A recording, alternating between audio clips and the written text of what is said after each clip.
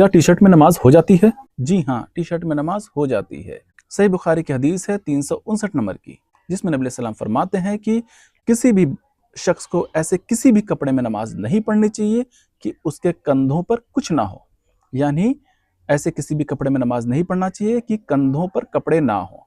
कंधों पर कपड़ा होना यानी कंधे ढके रहना ये शर्त है। लेकिन कोहनी के खुले होने का या फिर कोहनी को ढांपने का ऐसा कोई भी रिवायत नहीं मिलता है।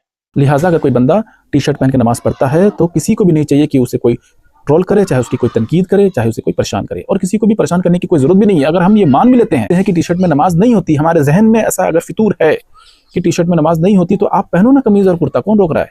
लेकिन अगर कोई टी शर्ट में नमाज पढ़ रहा है तो आपका कोई हक नहीं बनता कि उसको आप तंज करें, परेशान करें। ये कहीं पर भी नहीं लिखा है कि जिसके कोहनी खुले हों उसकी नमाज नहीं होती। जब इस्लाम ने इस चीज को उसके ऊपर नहीं थोपा है तो आप कौन होते हैं ऐसी शर्त को उसके ऊपर थोपने के लिए? अरे ये तो सोचिए कि कम से कम वो बंदा नमाज पढ़ने तो आ रहा है मस्जिद में, क्या वो उन तमाम लोगों से बेहतर नहीं है जो मस्जिद में आना ही बंद कर दिए? मस्जिदें हमारी वीरान हो चुकी हैं। वही 4 बुढ़ा लोग मस्जिद में मगरिब इशा में अगर ना जाए तो फिर मस्जिद वो भी खाली हो जाएगी। एक बहुत बड़ा प्रॉब्लम मस्जिदों में यह देखा जाता है कि अगर कोई बंदा बगैर टोपी की नमाज पढ़ रहा है या फिर टी शर्ट में नमाज पढ़ रहा है या फिर ऐसा कोई बंदा जो थोड़ी सी आमीन ऊंची बोल दिया हो, उसके पीछे लोग पड़ जाते हैं, उसको परेशान करने लगते हैं, उसे सवाल करने लगते हैं, उसे टॉन्ट करना शुरू कर देते हैं, उसे ट्रोल करना शुरू कर देते हैं। एक पल के लिए नहीं सोचते हैं कि कम से कम ये बंदा नमाज पढ़ने के लिए आया तो है, या ये बंदा उन तमाम लोगों से बेहतर नहीं है जो मस्जिद में आना ही बंद कर दिए हैं, जो नमाज नहीं पढ़ते। क्या हुआ ये अगर बगैर टोपी की नमाज पढ़ रहा है, कम से कम पढ़ तो रहा है। क्या ये उन लोगों से बेहतर नहीं है जो टोपी पहन के फ्राइडे नमाज पढ़ने के लिए आते हैं? कौन सी ऐसी रिवायत है हदीस की ज़खीरे में, मुझे कोई बताए भला, जिसमें नबी सल्लल्लाहु अलैहि वसल्लम ने ये फरमाया हो कि टोपी पहन के नमाज पढ़ो, या फिर जो टोपी पहन के नमाज नहीं पढ़ेगा उसे अजर कम मिलेगा और जो टोपी पहन के नमाज पढ़ेगा उससे ज़्यादा अजर मिलेगा? या फिर नबी सल्लल्लाहु अलैहि वसल्लम ने कहीं ये फरमाया हो कि जो टोपी पहन के नमाज पढ़ेगा या फिर सर ढक के नमाज पढ़ेगा उसे ज़्यादा फजीलत होगा उस शख्स के मुकाबले में जो बगैर टोपी की नमाज पढ़ रहा हो? ऐसी रिवायत कहीं भी नहीं लिखी हुई है, किसी भी सही हदीस की किताब में नहीं लिखी हुई है।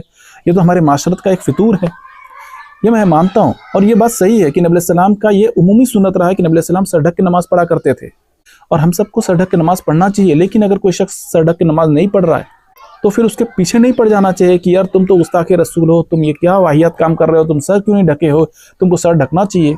उसके पीछे बगैर दाढ़ी वाला बंदा अगर मस्जिद में आकर नमाज पढ़ के चला जाए, उसको लोग ट्रोल नहीं करते, उसके पीछे नहीं पड़ते। लेकिन अगर किसी बंदे ने बगैर टोपी की नमाज पढ़ लिया तो बस उसके पीछे पड़ जाते हैं, उसे परेशान करना शुरू कर देते हैं, और इस हद तक उसके पीछे पड़ जाते हैं कि वो बंदा मस्जिद में आना ही बंद कर देता है। याद रखिए, एक बंदा जो मस्जिद में नमाज पढ़ने के लिए आता है वो अल्लाह की इबादत के लिए आता है, अल्लाह की खातिर आता है, वो अल्लाह का मेहमान है, वो अल्लाह का घर है।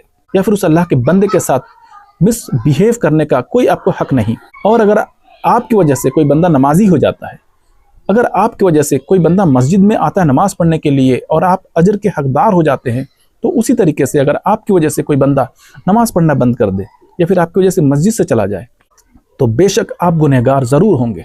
हम सबको अल्लाह से डरना चाहिए और इस तरीके की गलती से खुद को भी बचाना चाहिए, और अगर कोई गलती ऐसा कर रहा है तो उसे भी रोकना चाहिए। सुनन अबू दाऊद में 631 नंबर की हदीस में नबी सल्लल्लाहु अलैहि वसल्लम फरमाते हैं कि बालिगा लड़की की नमाज नहीं होती अगर उसका सर पे कपड़ा ना हो, यानी अगर उसने सर ढका ना हो कोई बालिग लड़की ने, यानी अगर कोई लड़की बालिग हो चुकी है, बालिग उम्र को पहुंच चुकी है, तो उसकी नमाज नहीं होगी अगर उसने सर को नहीं ढका हो। तो ये शर्त औरतों के लिए आया है, बालिग लड़कियों के लिए आया है, उसमें भी छोटी बच्चियां बगैर सर ढके नमाज पढ़ सकती हैं।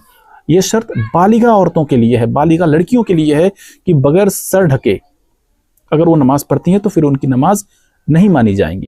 मर्दों के लिए ऐसा कोई हुक्म नहीं है। लेकिन फिर भी नबी सल्लल्लाहु अलैहि वसल्लम की सुन्नत को, जो कि आज हम देख रहे हैं कि समाज में लोग छोड़ रहे हैं और नंगे सर नमाज पढ़ने का जो ट्रेंड है ये माशरत में बढ़ रहा है, हमें इसे बढ़ने नहीं देना चाहिए। ये नबी सल्लल्लाहु अलैहि वसल्लम की सुन्नत है और उम्मत का इस पे इजमा भी है। नबी सल्लल्लाहु अलैहि वसल्लम सर ढक के नमाज पढ़ा करते थे, ये एक सुन्नत है, और इंशाअल्लाह अगर हम इस सुन्नत पर अमल करेंगे तो हमें इसका अजर जरूर मिलेगा। और अगर एक बंदा सर ढक के नमाज पढ़ रहा है तो उस शख्स से वो बेहतर है जो बगैर सर ढके नमाज पढ़ रहा हो। लेकिन इसका नमाज हो जाने से या फिर नमाज के ज़ाया हो जाने से कोई लिंक नहीं है। यानी एक बंदा बगैर सर ढके भी नमाज पढ़ रहा है, अगर सुन्नत के मुताबिक वो नमाज पढ़ रहा है तो इंशाल्लाह उसकी नमाज हो जाएगी। तो हमें किसी के साथ भी ऐसा मिसबिहेव नहीं करना चाहिए, किसी के भी मस्जिद से ना आने का वजह खुद को नहीं बनाना चाहिए, बल्कि लोगों को मस्जिद से जोड़ने का वजह हमें बनना चाहिए, ना कि मस्जिदों से दूर करने की वजह।